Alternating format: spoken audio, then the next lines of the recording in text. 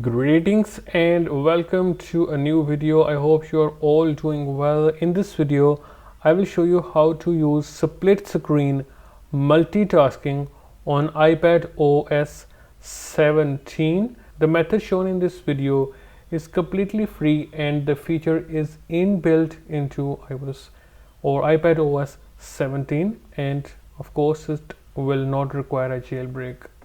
So for example, Safari is open and I have a website open such as Google.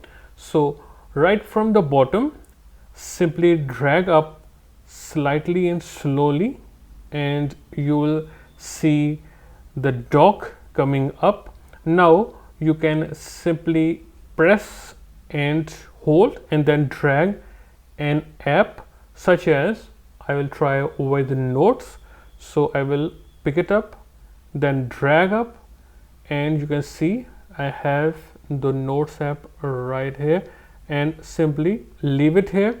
If you want to get a floating window, all right, as you can see it right here, but if you want the split screen multitasking, simply drag it to the edge of the screen and then leave it here and you will get the split screen multitasking, as you can see it right here.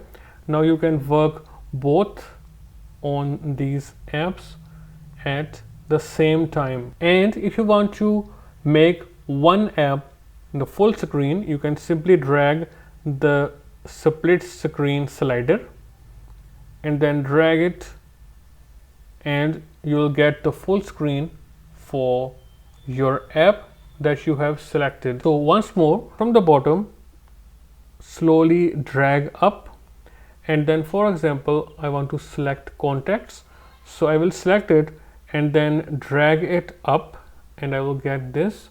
And if I want a floating window, I can leave it on the app or I can simply drag it to either the left side or the right side and I will get the split screen multitasking right here. Both these apps will work without any problem, and like so, simply drag the split screen splitter and you will get the full screen app on your iPad. That's all for this video.